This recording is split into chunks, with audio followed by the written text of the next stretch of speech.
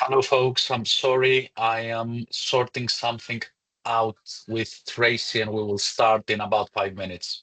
Bear with.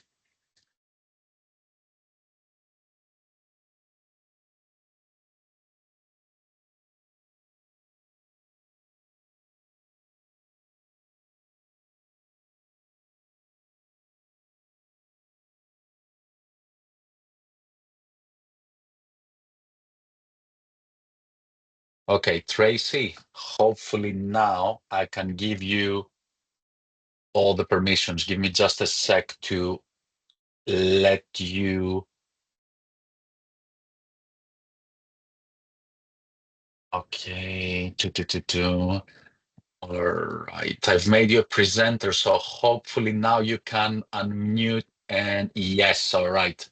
Cool. Okay. Real. All sorted. Apologies. I don't know why Teams did that to us. Folks, welcome.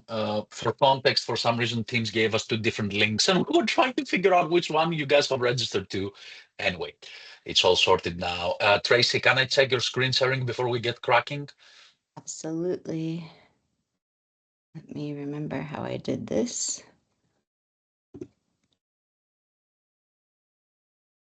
Like so. Real. Okay, everything is working perfectly. Excellent. Okay, and Great. I've spotlighted you for everybody, so we're good to go. Okay, welcome everybody to our Tizard Behavioural Talk for this month. For those of you that don't know me, I'm Thanos Bostanis. I'm a lecturer in intellectual and developmental disabilities at the Tizard Center at the University of Kent. And I'm also the program director of our master's course in applied behavior analysis and positive behavior support. As part of our event, we are offering a free CEU to those of you who joined us today and who are board certified behavior analysts or UKBA certs, which is the equivalent accreditation here in the UK. So today we are welcoming Dr. Traci Cihon, who will be talking to us about cultural behavior system science. The only thing I'll say is please do check your chat. I will start posting some links, and one of them will be for the CUs. Okay, so I will deliver 3 keywords throughout the session. Make a note of those 3 keywords, and then access the link so you can add your keywords and your details. And that way we will prepare the CU for you. Okay, Traci, take it away. I will be in the background supporting in the chat, and I will only interrupt you at 3 points to deliver the keywords. Thank you for joining us today. All right. Thank you so much for having me. As Thanos mentioned, I'm Dr. Traci Cihon, and I'm very excited to be here today talking with you a little bit about research and training in cultural behavior system science. So I'm going to start off with just a brief introduction of my background so you have a little bit of idea of where I've been and where I am now and how I came into contact with this information and started to work in this area in particular. So a long time ago, I came into contact with behavior analysis as an undergraduate at Washington University in St. Louis, and I was working on behaviorally based in-home programs for a neurodiverse population. While I was there, I had the opportunity to then start finishing up my degree and then starting with working with a public school system in a department of behavior analysis, again, serving neurodiverse population. And this was at a time when there weren't really departments of behavior analysis in public school systems. There weren't really behavior analysts working in public school systems.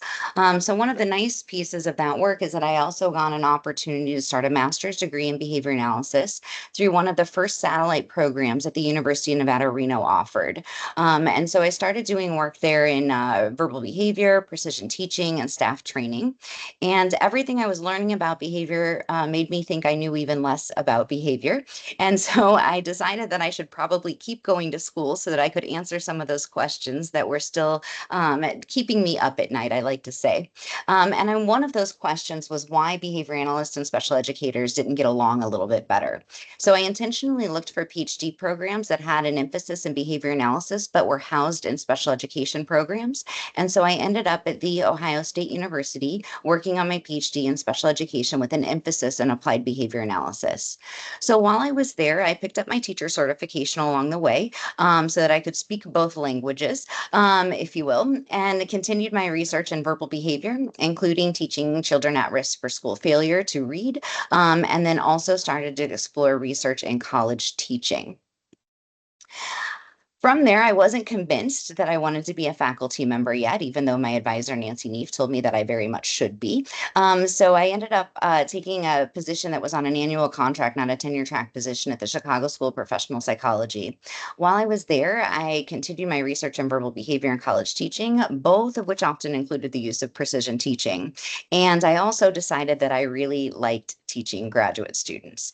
So given the opportunity, I applied at the University of North Texas, and I was offered a tenure track position there that I accepted. While I was at UNT, I continued my work in verbal behavior, precision teaching, various applications of behavior analysis to support students from kindergarten through senior year, really with and without disabilities. And I also did a little bit of research exploring the effects of study abroad programs on student learning and behavior, and in teaching second or multiple languages. For 10 years, while I was at the University of North Texas, I also coordinated the Teaching Science Lab, which was a faculty-led teaching and research lab in which graduate students in behavior analysis taught undergraduate students about behavior analysis. And then a few years before we decided to close the Teaching Science Lab due to reallocation of funding, I started to get involved with the Behaviors for Social Responsibility special interest group of the Association for Behavior Analysis, their corresponding matrix project, and eventually doing editorial work for behavior and social issues, which led me to reestablish the Cultural Behavior Science Lab around the time we were phasing out the Teaching Science Lab. And through that work, I also had the opportunity to work on the development of the ABAI concentration area in cultural behavior science, and developed and coordinated both that program in both the master's and PhD programs at UNT. So for my last 4 years while I was at UNT, I facilitated the Cultural Behavior Science Lab. I co-facilitated the Community Lab with Drs. Alaya, Cruz, and Pritchett. And I was teaching the undergraduate OBM class as well as the graduate level ethics and behavioral systems analysis classes. And I also teach the behavioral systems analysis class on occasion for the University of Parma in Italy. One other thing happened during all this time. In the summer of 2020, I started taking courses toward a master's of public health, but I only finished the first 5 courses because I was really dissatisfied with the course design and instruction. When you do research in college teaching, it's really hard to be the student in other person's classes, especially when you're a critic of the instructional design. So one day I might get back to that, but for the moment, I have just those core courses, but there really is a strong connection between public health and behavior science, as we might talk about a little bit more throughout the course of today. So just a quick catch up, since leaving UNT in the fall of 2022, I've had the opportunity to further explore kind of how we're introducing students to behavior science. I've been teaching courses in radical behaviorism and the experimental analysis of behavior for the same satellite program where I received my master's degree, which is now the UNR Global Institute for Behavior Analysis, little full circle there. And I've also continued my focus on cultural behavior system science, co-coordinating the ABAI Cultural Behavior Science concentration with Marcelo Benvenuti, and continuing my work with both the Behaviors for Social Responsibility Special Interest Group and working with Behavior and Social Issues as the editor-in-chief. I also co-facilitate the Cultural Behavior Science Innovation Network Lab with Drs. Albert Malkin and Kiyosuke Kazoka. And we participate in a couple of us are also participating in multidisciplinary groups like the Dual Inheritance Theory Initiative of the Pro-Social World, kind of expanding the purview of cultural behavior science through further collaborations with contextual behavioral science, or something that we've started to call CBS squared. We have too many CBSs happening, so we're trying to work on those two things together. So that's just a little bit about me, some of the things that I've been doing, some of the things that I'm currently doing, and how I sort of found my way into this cultural behavior science area. I think some of my background in working, especially in public school systems, got me pretty organized or thinking about systems long before we had this designated concentration area. And then, of course, my work with BFSR and BSI has me heavily entrenched in trying to navigate the social issues facing humanity now and in the next 50 years. So With that little bit of an introduction, I want to start a little bit with the core content with just a very brief introduction to what cultural behavior science, system science is.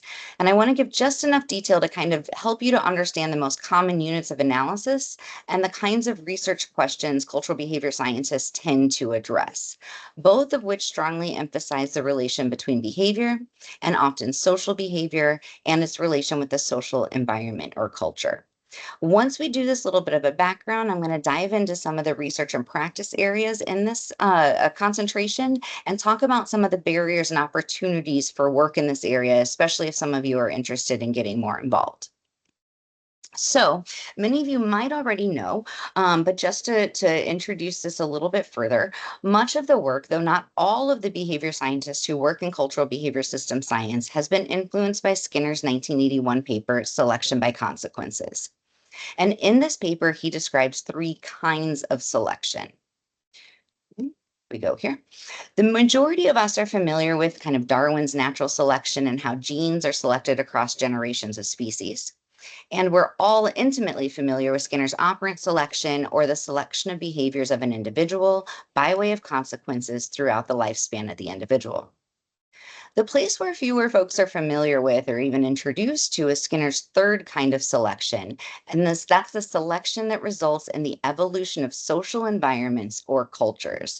This level of selection occurs across organisms, and the unit of selection is cultural practices. And so this diagram just kind of highlights what the units of analysis are, and what the timeline is, or the scale of time for which selection occurs. Part of the reason that we're not typically exposed to cultural analysis or cultural selection is because in behavior analysis, we typically focus our attention here on the center of this is a adaptation of Brofenbrenner's socio-ecological model. And so we kind of focus right here on that center there on the individual and the immediately temporally related environmental variables of which that behavior is a function, or those antecedents and consequences that together form the three and often four-term contingency. But when behavior analysis moves into developing an understanding of cultural selection, as is the focus of many of us working in cultural behavior system science, we're concerned with slightly different units of analysis than behavior analysts have traditionally considered. Generally speaking, we can think of these as cultural practices, and we might consider two types of cultural practices: culturants and macro behaviors. Again, both of these units of analysis consider how behavior occurs within a social or cultural environment, or with respect to people or other social stimuli, basically. So we're going to break these two down in a little bit more detail to kind of orient everyone to what we study. So the culturant, you can think about it as a parallel to an operant, right? Culturant, operant, they have the same word ending there at least. The culturant consists of two parts: the interlocking behavioral contingencies and their aggregate product. When I introduce these concepts, I like to go back to Skinner's Science and Human Behavior, because the interlocking behavioral contingencies can start to make a little bit more sense in the context of the first component of Skinner's definition of social behavior, or the behavior of two or more people with respect to one another. So let's walk through. Skinner also kind of talked about that as a social episode, right? And so these interlocking behavioral contingencies are formed when the three-term contingencies for one person's behavior are linked with the three-term contingencies for another person's behavior. So if we look at this example, we have a teacher and a student. The teacher is person two, numbering them here just so you can orient to the contingencies that are on the left, and then the student being person one. And so in this example, the child's behavior, person one, the child's presence basically serves as part of the discriminative stimulus for the teacher, person's two behavior of saying, "Let's read." When the teacher says let's read, let's read, if I can say the T at the end of that word, that further functions as a discriminative stimulus for the child's behavior of reading.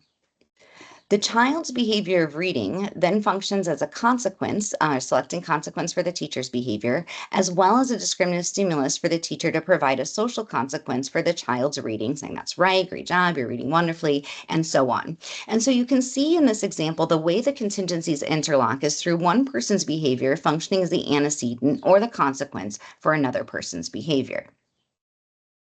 And so we can consider interlocking behavioral contingencies in our analysis, emphasizing and taking into consideration the importance of the social environment, and particularly other people in our understanding of behavior.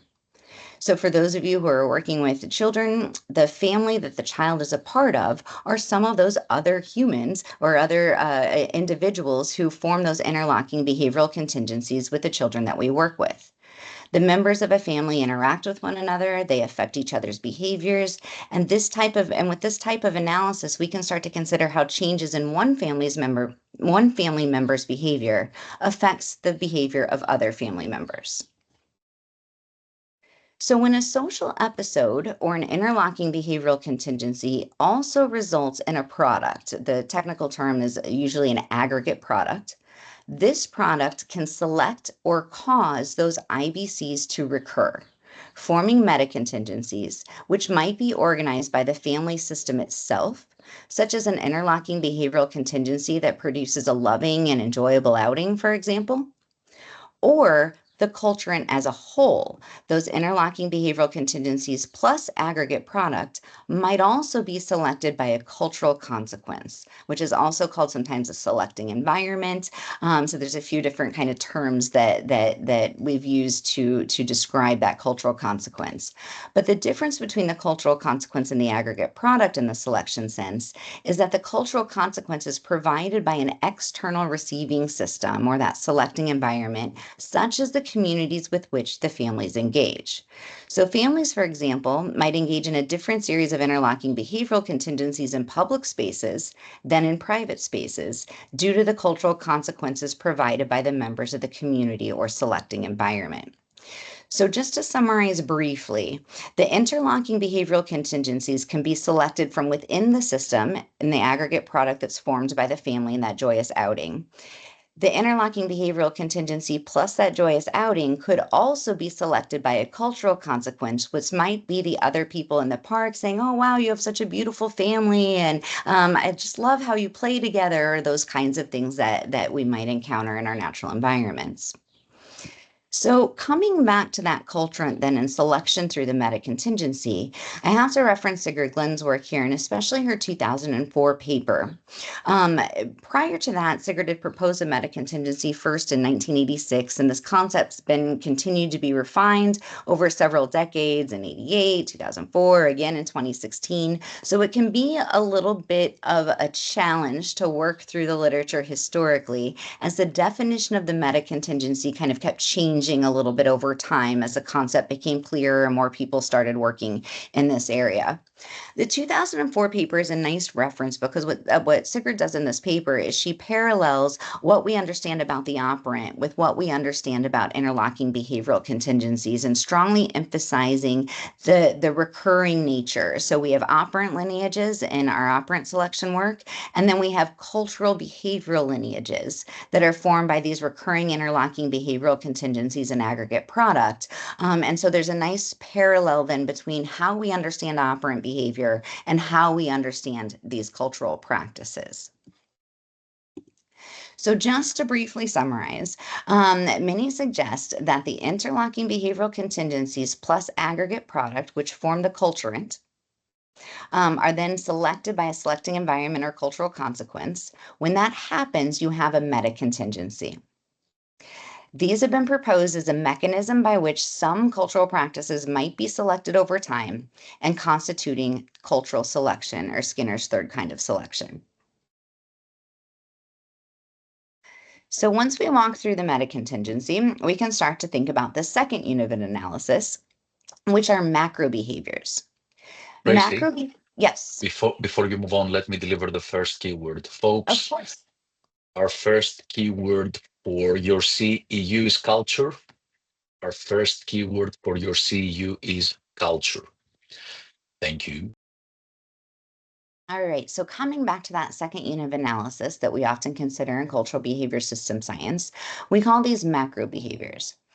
Macro behaviors are formed when several individuals engage in a similar response that's under operant control, but it produces a cumulative effect on the environment. So again, we can look back to Skinner's definition of social behavior, and now looking at the second part of the definition, or the behavior of two or more people in concert with respect to a common environment. And this is a really good starting point for understanding macro behaviors.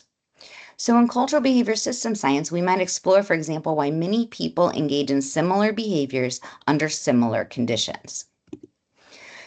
The social episode pictured here might be considered an example of macro behavior and macro contingencies as a behavior of each of these three children, child one, child two, and child three.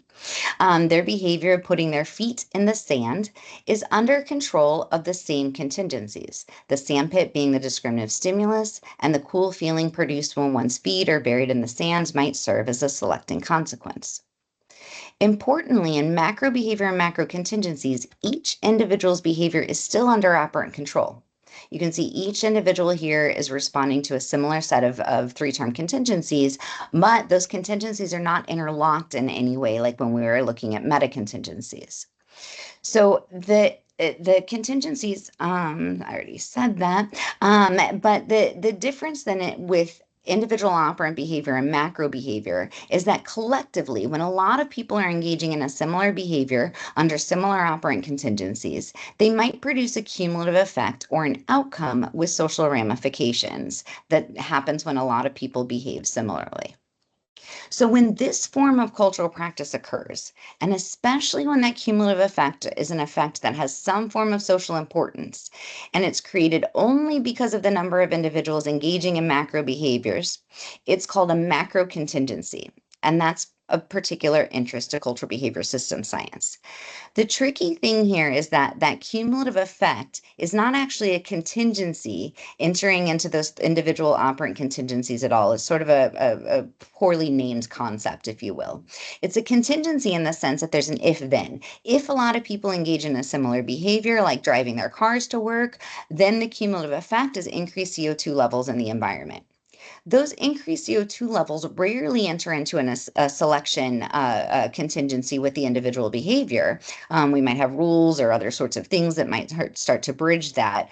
But the cumulative effect is simply an if-then. If a lot of people do something, if a lot of people wear masks, we have a less likely situation in which diseases might be, airborne diseases might be transmitted across multiple people. So you can think about this if a lot of behavior scientists, for example, were engaged in educational policy work, we might have more public policy that's informed by cultural behavior scientific research. Or you might think about the impact that we might have as a science and a profession if more behavior scientists were engaged with social issues and learning about cultural behavior science. And so the macro contingency, again, it's not exactly a contingency in the selection sense, the way we think about it, but it's formed when a lot of individuals engage in behaviors under similar environmental conditions, but of their own three-term and four-term contingencies, produce collectively some sort of a socially important consequence or cumulative effect. So those are two of our big sort of units of analysis. But there's one more thing I have to add. Cultural behavior system scientists also study the behaviors and cultural practices in the context of organizations, organizational practices, and community-based or social systems. And so some of this work has also combined cultural selection, cultural analysis with behavioral systems analysis, a socio-ecological perspective, and even general systems theory or contemporary system science more broadly. So contemporary system science we'll talk about a little bit later in the presentation, but it has its own set of principles, its own set of assumptions. It's a separate science, if you will, that can work really nicely in tandem with behavior science. And so like three of these assumptions that tend to influence my work a lot is holism, or that the elements of the system don't simply pool their functions together and add up to the behavior of the whole, rather they perform in synergy with one another. Nonlinearity is a concept that many of you might have already heard with behavior science coming from contemporary system science, but essentially that there's not a straight line or direct relationship between our independent and our dependent variable. And also the concept of systemness. The observable unit is a system containing systems with subsystems, which are in turn systems. And all of these are kind of influencing each other throughout. So, what kind of happens with the work that we do in cultural behavior system science is we get really humbled about all the variables that are influencing the cultural practices that we're interested in analyzing. So just to take that assumption of systemness a little bit further, it can be really important to our understanding of social environment as culture. Like Skinner, we can define our culture as all the variables affecting the individual, which are arranged by other people. And then embedded within each layer of a social environment or culture are these networks of contingencies established by the individual members of each system and affecting the behavior of each individual interacting with the system. Go a little bit further in that observable universe is a system containing systems. Every system contains subsystems, which are in turn also systems, and embedded in these systems then are these networks of contingencies that influence our behavior and cultural practices that are also created by these behaviors and cultural practices. So if this weren't fun enough, we're just sort of reminded about how many people's behaviors are actually involved in creating the networks of contingencies that are present in our social systems that comprise our social and cultural environments and the spheres of influence on our individual behavior. The environment in which we behave not only affects the individual behaviors and cultural practices of interest, but it's also constantly changing in response to the individual behaviors and cultural practices. So you might think about this in the sense that our dependent variable, the behaviors and practices, are also part of our independent variable, or the social and cultural contingencies. So cultural behavior science then kind of focuses on how the selection of larger units of analysis occur, like our culturants and meta-contingencies. It explores how the networks of contingencies in our social and cultural environments promote many people to behave in similar ways, like our macro behaviors and macro contingencies. And when we bring in systems analyses, we're also examining the interdependencies within, between, and among different organizational and social systems to identify better practices and or mitigate those significant social issues. So many of you will actually probably find that you're doing some of this work now because you're studying cultural phenomena, such as the seemingly simple exchanges between two or more people, like in Skinner's verbal behavior. You might be interested in the practices of a family, like those culturants that we see in meta contingencies. You might be doing work in organizations and looking at the interactions among members of organizations or even in communities. And you might already be thinking about some of the interdependencies between and among key actors and sectors in the community. So with that very brief orientation to cultural behavior science, we can start digging in a little bit deeper at the general categories of research and practice in cultural behavior science. These tend to parallel those in behavior science more generally. So in cultural behavior science, we also have an arm that kind of looks at philosophical, theoretical, and conceptual work. We have an arm that looks at basic research, and we have an arm that looks at the application of these concepts. So I'm going to start with a brief overview of some of the work in each of these areas. Then I'm going to point out some of the challenges and opportunities for advancing that work. So we're going to start first with philosophical, theoretical, and conceptual considerations. As you already know, the origins of cultural behavior science are often traced to Skinner's early writings. And much of the work has been strongly influenced by Glenn's 2004 conceptualization of the meta-contingency, really centering on how it could enhance our understanding of significant social issues and descriptions of behaviors and cultural practices that contribute to the issue of interest and the operants and cultural contingencies that sustain them.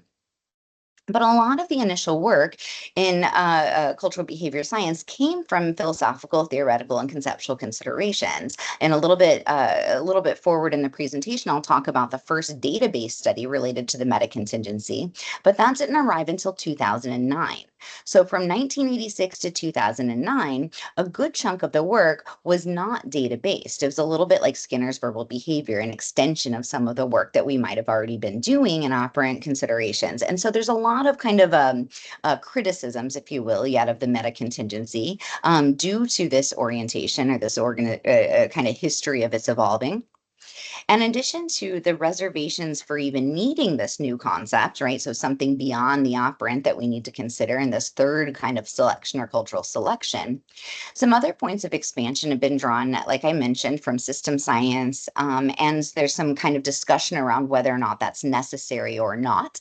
But many kind of argue that when we look at just the meta contingency or macro contingencies, that something's kind of lost when we extrapolate those results from the basic laboratory studies we're going to talk about in a little while to what I like to call the wild, right? And so some folks suggest that it's simplifying the cultural practice, it's simplifying the environmental controlling variables, and there's a whole lot more that we need to think about. And so more recently, the work in philosophical, theoretical, and conceptual considerations have kind of extrapolated, again, this possibility between the intersection of systems and selection principles. And often some of the conversation around that revolves around whether or not we need that systems analytic framework along with the selection framework. Others have also defined additional concepts to kind of further explain certain phenomena or add to the complexity, if you will, of our understanding of these cultural practices and the environmental controlling variables. Kotu and Sandaker in 2016 proposed selection of cultures and cultural selection as two different processes. Holm and Farr and colleagues have presented an expanded meta-contingency that includes a cultural milieu and group rule generation. Jonathan Crispin's work has focused on cultural behavior hypercycles, and Maria Malat has also proposed the cultural cusp. And all of this to me suggests that there's a whole lot more that we need to discover about how behavior science can contribute to solving some of the world's most pressing problems. So there's a lot of opportunities for furthering philosophical, theoretical, and conceptual work. We could further the discussion around the intersection of systems and selection principles, clarifying the extent to which a systems analytic framework needs to be adopted. We might be able to do more work in clarifying and further refining the various concepts in cultural behavior science. And like early on with the meta contingency, we might need to be, looking at what we can actually demonstrate through data and actual experimental analyses with respect to some of these new concepts and terms and principles that have been suggested. We also need to do a lot more bridging of those conceptual advances in cultural behavior science with both the basic research, as I just mentioned, translational research, and especially applied research and practice. So for those of you who are interested in this idea of the intersection of systems and selection principles, I'll give a couple of good places to start. There's a series of papers resulting from the first think tank in cultural analysis, which were published in Behavior and Social Issues in 2006, in which several prominent behavior scientists contributed commentaries on many of the concepts in cultural behavior science that we're discussing today, offering their thoughts on what a cultural behavior analysis might entail and the strengths and limitations of the work done in this area up to that point in time. These are actually available now in a collections page on the journal website, so they're a lot easier to find, but you'll find some papers from Mark Branch, Jack Marr, Mark Mataney, and Sandy Hobbs, Ramona Homenfar, and others there. More recently, Mark Mataney's chapter on cultural systems analysis not only introduces readers to some of the important concepts from system science, but it also illustrates the possibilities of integrating those together with the selection science. And if you want to dive even further, these two volumes offer a much deeper dive into system science, and they're especially valuable given that much of the work in cultural behavior science does require that, from my perspective, an understanding of complex systems. Still, I have to warn you, both of these volumes are packed with a lot of information, and system science is a science in its own right. So one of the challenges that face us working in cultural behavior science is that not enough folks are well versed in these systems principles, theory, analysis, modeling in particular, and design.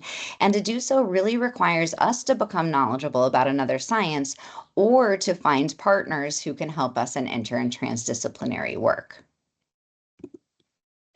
Another longstanding and common challenge faced in cultural behavior science, as I mentioned, is that these conceptual, theoretical, and philosophical works are advancing faster than our research and practice. At the same time, I see this as presenting opportunities. How could we design experiments, for example, to explore Crispin's concept of cultural behavior hypercycles?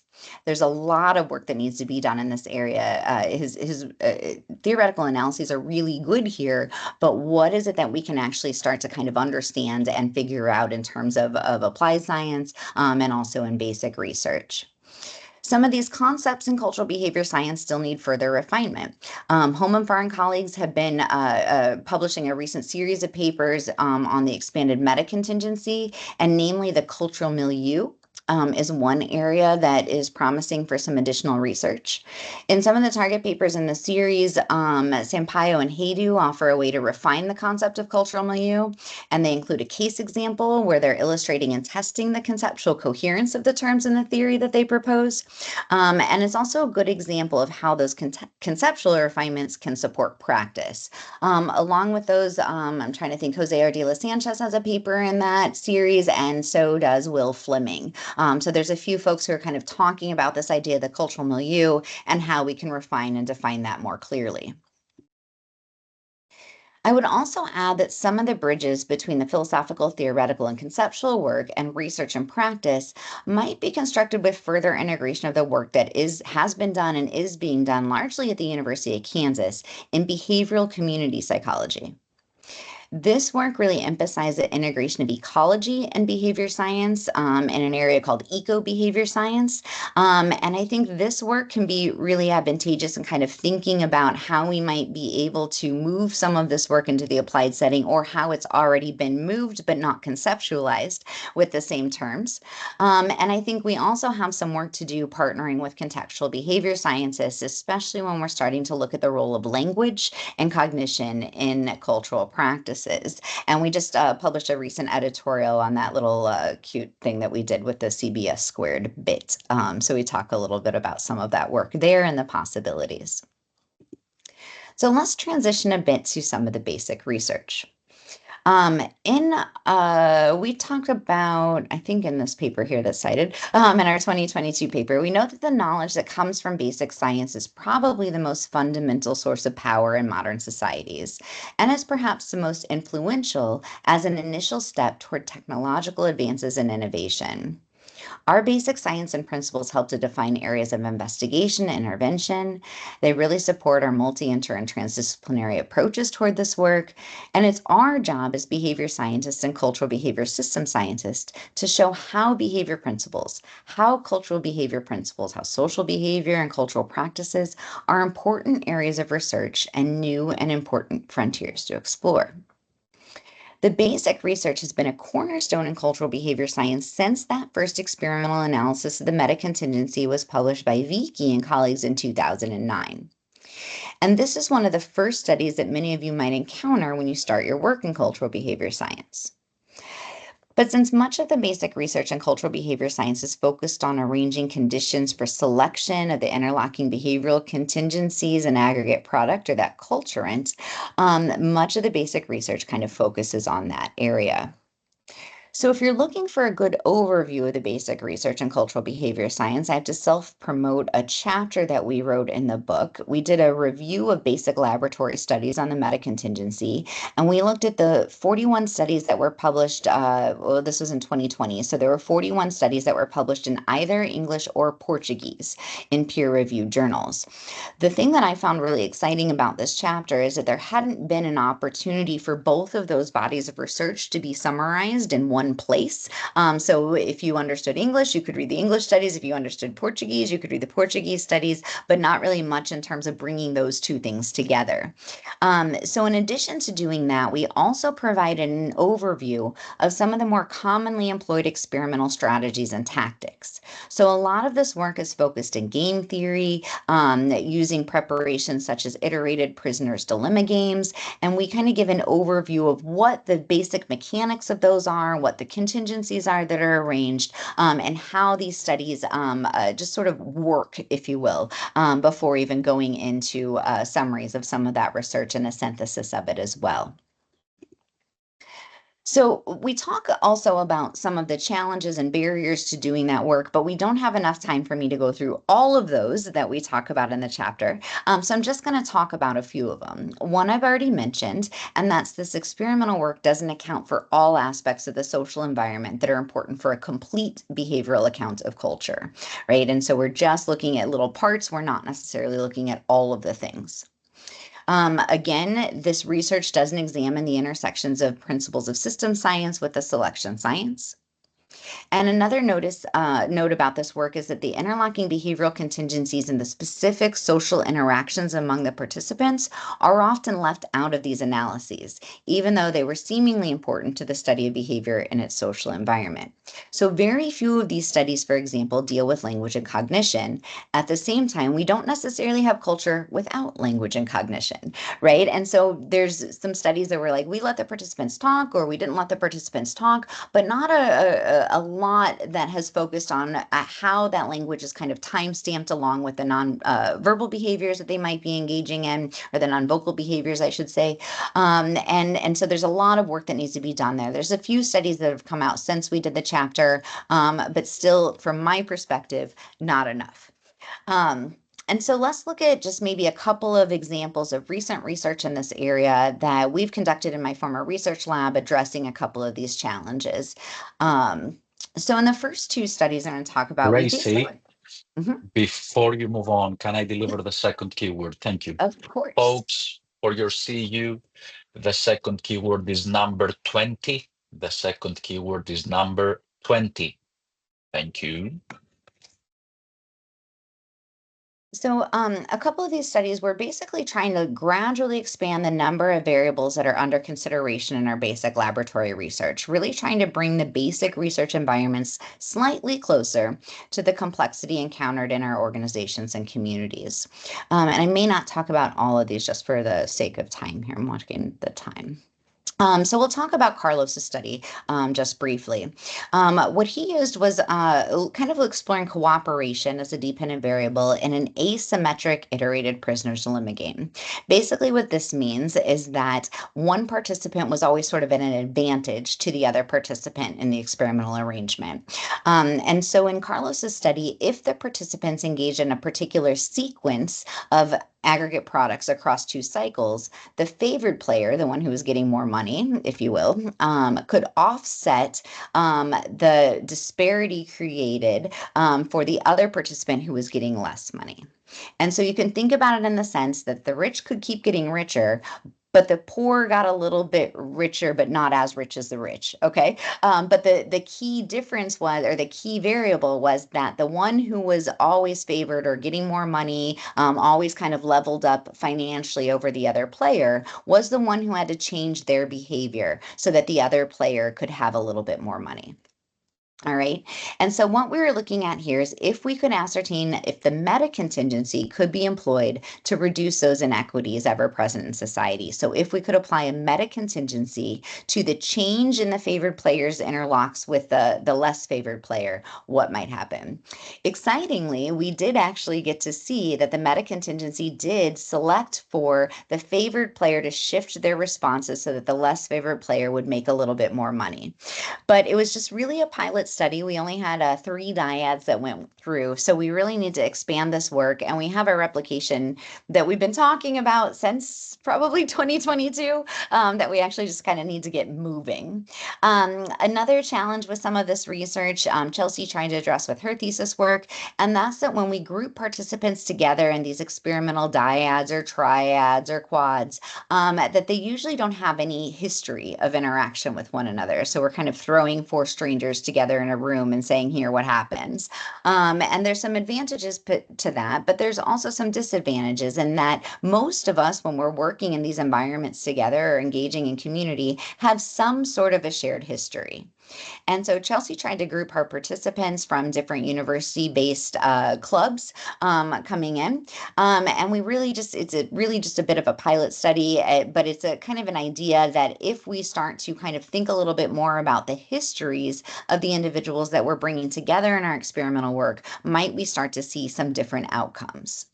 And so again, both of these studies are really only initial kind of exploratory investigations, but they start to kind of bring our basic science to developing experimental preparations that might be arranged to capture more of the complexity that we see in these networks of contingencies governing our social behavior and practices.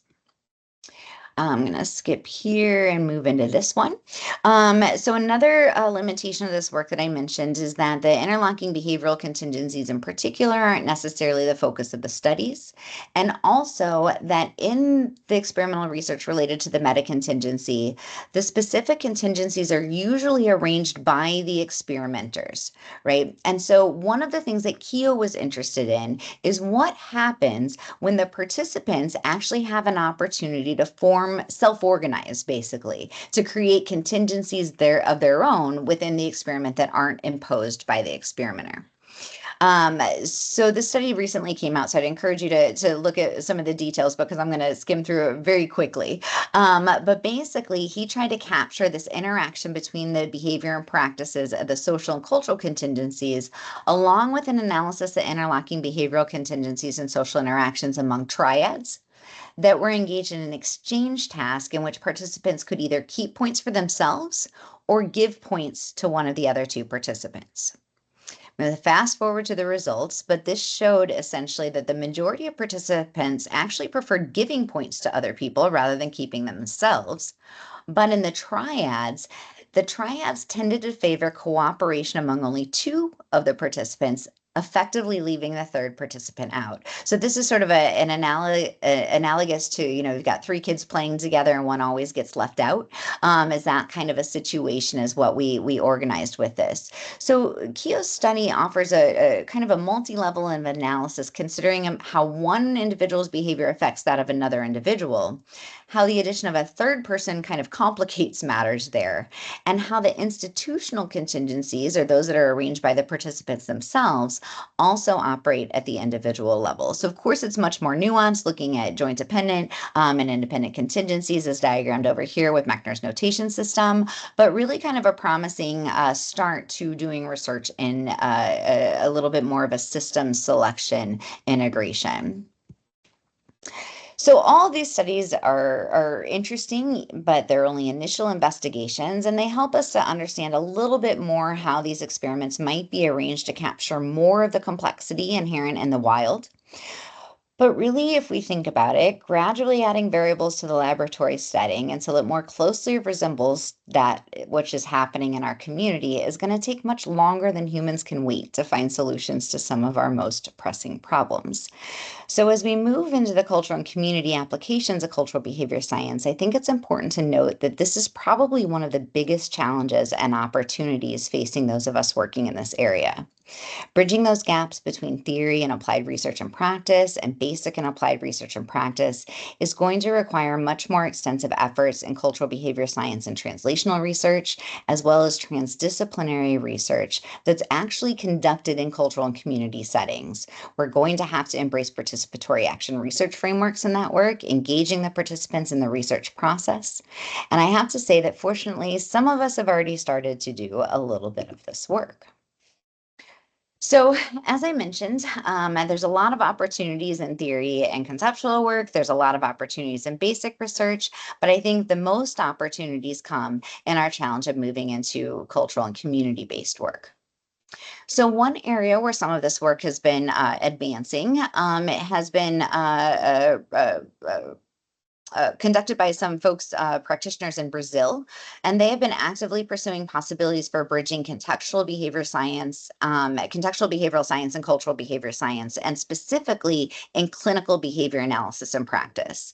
There's a recent special section of the journal there featuring several papers on this topic. One is a manifesto for socially engaged clinical practice in the behavioral sciences, where we argue that it's essentially the duty of every behavior analyst to develop these analyses and interventions that are committed to the material and the history of the socio, political, and cultural reality in which our clients are inserted, right? And so if our analyses of individual behavior are detached from that cultural context, this can minimize the impact of certain oppressive practices that might perpetuate structural violence, for example, or even increase the risk of unintended side effects of our clinical treatment. In a related paper, Neves and I offer a specific bridge between cultural behavior science and clinical behavior analysis. If you think about these kinds of clinical settings, you automatically have social episodes and interlocking behavioral contingencies, but also how the clinicians can include these cultural and systemic phenomena in their clinical functional analyses and functional assessments. So we offer some guidelines for doing this along with possibilities for further dialogue, and we actually have an extension of this paper coming soon-ish. So there's also a lot of ideas and a lot of work that's already been done with work in organizations. So organizations, especially business organizations, have a little cleaner boundaries, if you will, than what communities do. And so they're maybe a little bit easier to transition into in some ways to start. But really as early as Tom Gilbert's work, and of course, most recently with a new volume edited by Homenfar and colleagues, we have a long-standing body of research and applied research in organizations. A lot of this bridges concepts and principles from cultural behavior science, and especially from those who take a behavioral systems analysis approach to their work. And I would advance here that many practitioners work in organizations, many of which are part of the larger macro systems, including education and healthcare. And there are a lot of opportunities for behavior scientists working in these settings to take a stronger role in improving the practices within their organizations, as well as meeting the contingencies organized in the larger sectors of which they're a part. There have also been several recent examples of how work derived from the intersection of behavioral systems analysis and cultural behavior science can be extended to community-based work. Some of this work might explore policy, expanding the scope of our own practice, and in organizations less often considered by behavior scientists, but important to addressing social issues. There's a few examples of this work here, and I'll just highlight a couple of them. Cran et al. In 2023 conducted a cultural behavioral system science analysis applying concepts and principles from like Malot's behavioral systems engineering model and Matani and Bigland's matrix analysis in combination with ethnographic research methods to look at the contingencies and practices that promote the longevity of community gardens. Through this work, they made recommendations to the community garden personnel based on the results of their analyses and highlighted the applicability of this cultural behavior system science to support and promote cultural practices related to sustainability efforts. Amorim and colleagues did a similar analysis looking at the strategy of the Brazilian's Women House in the context of the service network for women in situations of violence in Brazil. They are also able to make recommendations to the organization to improve their cultural practices and specifically really a lot with respect to data that would help them to understand if their practices were working or not in relation to the greater law. Reyes et al. Did a similar analysis with another Brazilian public organization working with restorative practices, and again, making recommendations to these organizations. So one of the challenges here, though, again, is that while each of these did these beautiful analyses, they're still lacking with respect to actually taking the efforts to facilitate the recommended changes in the behaviors and practices and assessing their impact. So while they each serve for us to better develop our understanding of these complex systems, and they all provide examples of actionable steps, we still need to take that further and actually do those steps. But there's a good basis here for what to do next. Again, coming back to some of the work in behavioral community psychology, these folks, I think, are maybe the most skilled at coordinating efforts leading to measurable community change. They're often grounded in prevention and implementation scientists, and they really work across the spheres of influence in a socio-ecological model to support community members and community-based organizations to work collaboratively identifying those key challenges. So there's a few references here that'll link you to some special sections in the journal. And some of the work that Jomela Watson-Thompson, for example, and Matini and colleagues are doing that we don't have time to go into all the details, but just that you've got them on your reading list now. I would also encourage you to review, the community toolbox, because there are a lot of extensive resources for doing community-based work that have been provided here. It's an ongoing resource. It's published in multiple languages. And so just to kind of bring us back to where we are now, I've covered a lot of information, and there's a lot that we can do both individually as well as collectively to advance the research and practice in cultural behavior analysis, cultural behavior science. And I would argue that probably one of the biggest ways that we can do this is to make some changes in how we approach the education and training of behavior scientists. In another recent editorial, I talked about how we might introduce the science with examples of social behavior and concepts and principles from cultural behavior science, like we started today, which expands from the usual way in which behavior science is introduced, focusing primarily on that 3 or 4 term contingency and those immediately temporally related antecedents and consequences. Maybe we need to start with some of the more complex or interlocking behavioral contingencies and social behavior in our introductions, so then that becomes more of a primary focus of our analyses. In a recent application of a matrix analysis, I looked at how we might shift the behaviors and practices of students, researchers, professionals, and practitioners of behavior science, both individually and collectively, in ways that might facilitate the creation of integrated and adaptive systems that could help to advance the research and practice, while acting systemically or systematically to strengthen our scientific disciplinary practice in communities and promoting social justice. Skip through here for a moment. Some of the work in terms of bridging research and practice might require the need for us to work more closely with the clinical and community organizations that researchers are maybe less engaged with. If we can strengthen some of those connections, it might also create some opportunities for us to be employed in some of these institutions, gaining access to leadership positions that can help to facilitate opportunities to promote larger scale change, creating opportunities for employment outside of those that are usually available for us in practice. So there's a few examples of some of the work that's been done in that area here. But we still have several barriers, I think, prohibiting current and aspiring behavior scientists from working in these social areas. We talked about that in one of our recent editorials as well. Completing a force field analysis that kind of helps us to identify what some of these barriers might be that are preventing more of us from doing work related to social issues and how we might be able to overcome those. I talk about some of the ways in which we might overcome those in our recent chapter I did on expanding or working in less common areas. So you can check that out for some solutions.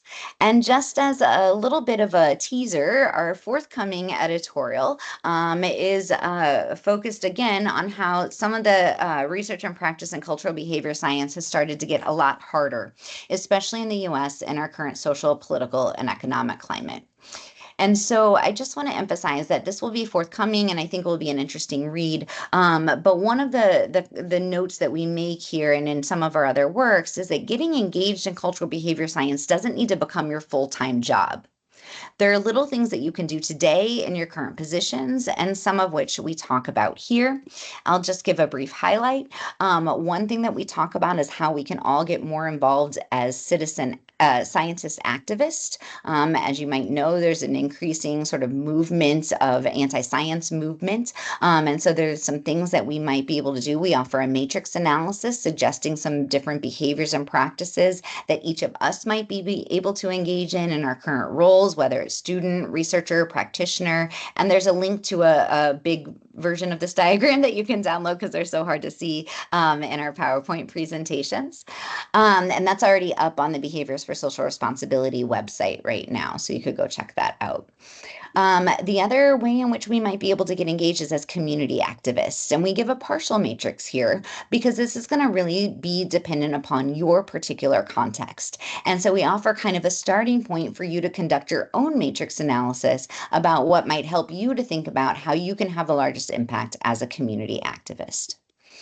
So just to kind of start to wrap things up, you can really start small. You can join or form reading groups or labs that explore cultural behavior system science. One example is the lab that we're currently co-facilitating. You're more than welcome to reach out to us and get involved in that, the Cultural Behavior Science Innovation Network. You can also just kind of start to observe and count cultural phenomena that interest you or that are of interest to your community. You might join different community groups or organizations focused on advocacy or social justice, or even partner with a scholar or practitioner within cultural behavior system science or even outside to do some of that transdisciplinary work. But really, if you look at what McCaskill suggests, acting that systematically is more impactful than individual actions alone. I think that really helps to think about how we might be able to move the needle toward more socially, environmentally, and economically just communities using cultural behavior system science as a way to do that. But it really requires us to work collaboratively, transdisciplinary, and systemically to conduct broader and deeper analyses that consider these interdependencies among key actors and sectors, among the pillars of support in communities, to engage in collective action and advocacy through macro behaviors and macro contingencies, and to push for social justice. I would just advise that it may be that time's running out. And I would really like to hear more about what each of you are going to do to systematically increase systemic acts that strengthen your community and empower members of neighboring communities to independently navigate some of the challenges that are facing them now. Feel free to reach out to me, share what you're doing, or ask any questions. And thank you again for allowing me the opportunity to be here today. Thank you, Traci. Thank you very much. Folks, the last keyword for your CEU is activism. The last keyword for your CEU is activism. Now, a couple of comments already in the chat for you, Traci. More of a thank you than a question, Thanos. I'd like to thank Traci for inspiring my midnight reading list for my upcoming paternity leave. I've thoroughly enjoyed this presentation. I'm glad to hear it, Paddy. Thank you, Traci. I've learned something new, which I've loved. I've got a question from a good colleague of mine. Was there a consideration of characteristics of the other person that influenced behavior and whether they did or did not share points? They were thinking about the behavior game you mentioned. Yeah. So I would say that right now there hasn't been a lot with respect to meta contingency studies that have looked at that. But there's a beautiful chapter on social behavior that Schmidt published in, I want to say 1998. If you reach out to me via email, I'm happy to share that chapter with you. But there has been a little bit more work in the old social behavior literature with respect to like leader-follower relations. We weren't able to ascertain that from Keogh's study yet, but we hope to be able to do a little bit more. We had to do some tweaking of the time stamping of the data in our experimental platform because it was not precise enough for us to be able to find those leader-follower relations. Okay. I've got a comment as well, Traci, and I don't know what your thoughts are on this. I've always wondered, I've done a module in my undergrad, or a course, as you guys say it in the US, in my undergrad on social psychology, and I always thought it was quite fascinating. But then I became a behavioral person, and I always thought, yeah, groups do not behave, individuals behave within groups, right? So would you say that in a way, this type of analysis kind of bridges behavior analysis and social psychology in a way that makes sense to us radical behaviorists and functional contextualists or whatnot? Yeah, absolutely. I think that, one of the important points is that our behavior is what creates the contingencies in our social environments, right? And so those are in some ways either an aggregate product or a cumulative effect. And that in turn then enters into the environmental controlling variables that affect our behavior and cultural practices. And so I think you see sort of a nice blend of social psychology work and behavior analysis where we can still understand what our dependent variables are and that they're related to behavior, right? Or what the organism is doing, even if that's multiple organisms behaving in concert with one another somehow as part of that system. And so I think the primary difference is that in social psychology, oftentimes the environment is what they're interested in studying. We're not studying the environment, but we see the environment as a product of some of the behaviors and practices that we engage in. The individual who does a lot of work in kind of bridging social psychology and behavior analysis is Bernard Guerin. And he writes more than any other individual I know, I think. And so there's quite a bit of work of his that might be of interest for folks who are interested in kind of blending those two areas. I also think we need to do a lot more reading in social psychology and thinking about how some of those concepts from sociology even may be things that we can translate to kind of understanding better through the application of our own science.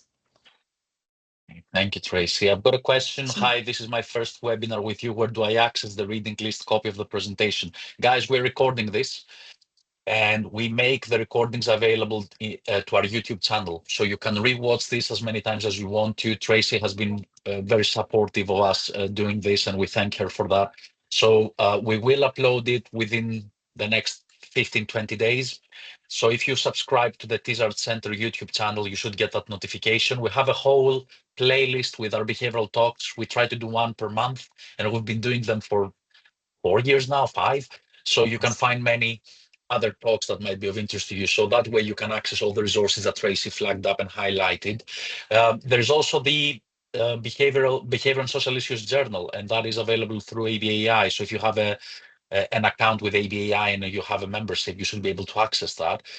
And I assume you also have many open access papers coming through, right, Tracy? We do not as many as what I would like, Mm. but we do have some. I would also add that if you are a student member or even a member of Behaviors for Social Responsibility, you also get a free online subscription to the journal that way Mm. too. So you don't have to subscribe additionally through ABAI. Student memberships Okay. through BFSR, $5, $5 US. So it's actually pretty inexpensive get into the journal access. But truly, if there are things that I mentioned today that I can send to you, I'm happy to do so. So I'm happy to link you with full text of articles where I'm able to do so. Real. Okay. I've posted a couple of links for you guys. One is the link for the CUs. When we conclude the session, you're going to lose access to the chat. So please do click on that link. We have a link for the feedback. If you want to provide us with feedback about the session. I've also added a link if you want to check out our peer review journal. We call it the Tizard Learning Disability Review, and we welcome submissions from folks who work in the field of intellectual disabilities, or as we call it in the UK, learning disabilities. So if you work with populations that have an intellectual or a learning disability, please do consider submitting your work with us. It's a practitioner-focused journal, so we're very keen to help you publish your work. I've got another comment. Thank you so much, Tracy. A wonderful presentation. And I have to agree, I don't typically take so long to talk. I usually just try to ask the questions, but I think it's fascinating. Sorry to hijack this, but couldn't miss the opportunity.